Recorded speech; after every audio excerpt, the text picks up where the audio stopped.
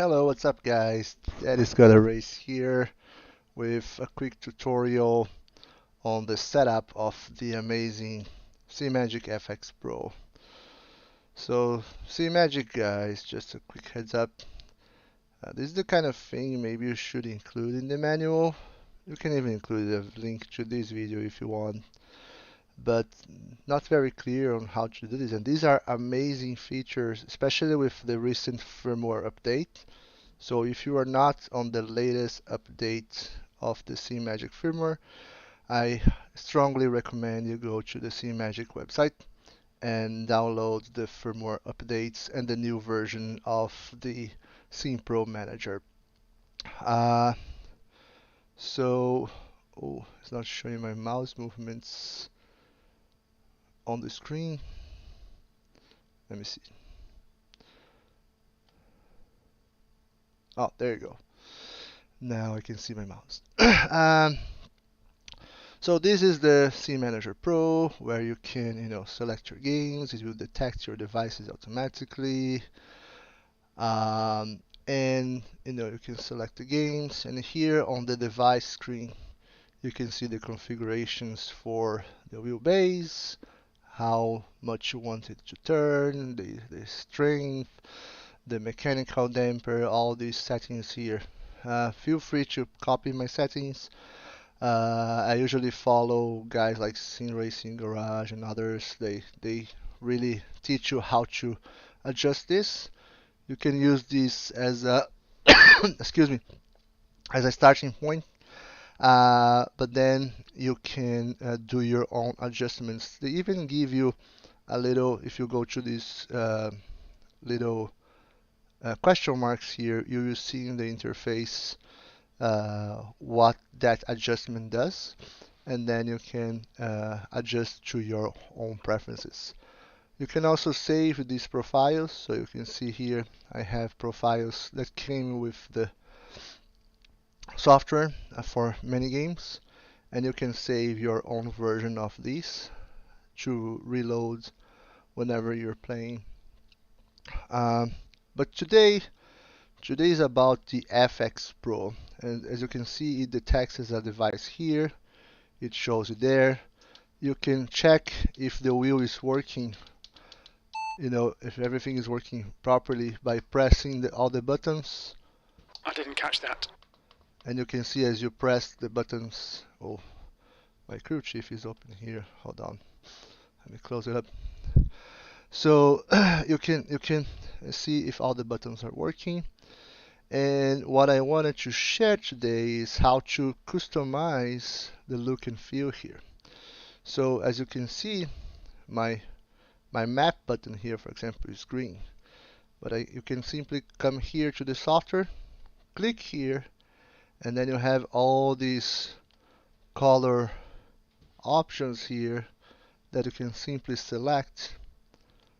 And it's very easy to customize your wheel and with the colors you want, or even if you don't want any colors at all, you can simply, turn it off. Oh, not purple. I want to go back to blue.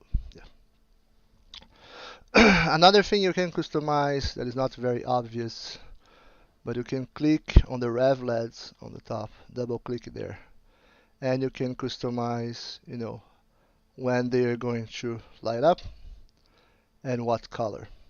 And you have several presets here you can use. When they are going to flash, you can adjust, and here you can also adjust the percentage of power that will trigger the LEDs.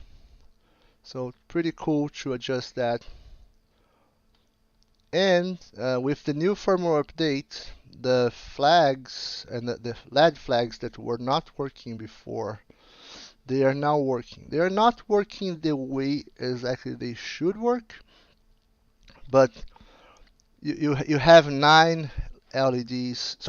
LEDs here, 3 on each side, and you can adjust each one of them individually. So I can, for example, take the first one on the top right to be my pit, my pit limiter indicator. So when I hit the pit limiter button in the pits, they will light up. I put all them for the pits right now, but I really want to use these as the flags.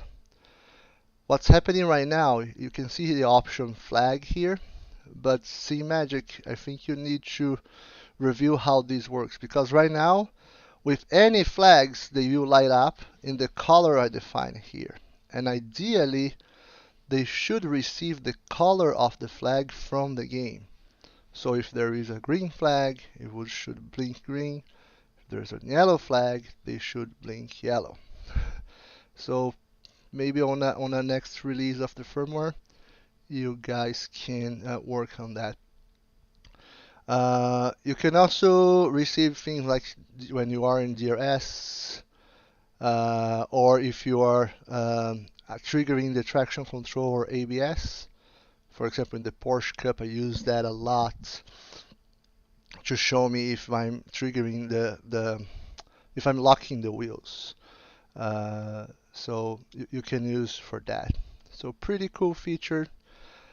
Here you can also change the button layout. I didn't play with that yet, but let's say you use multiple wheels and you like one button the same position doing the same thing, and they are not exactly the same between different wheels, you can remap them here so they become the same. You can also save all these presets as well for the lights. So in different games, you might use a different light combination, a different proportional here. Even in the same game with different cars, you might use a different combination of these. So you can simply save here to reload whenever you need. So just one quick, thing about this update. On the updates, on the firmware updates, there's also an update for the wheel. So you need to update the SimPro, the firmware for the base, and there are firmwares for all the wheels. There is an all wheel update. So if you have more than one Simagic wheel, it's just one app that you need to download from the Simagic page.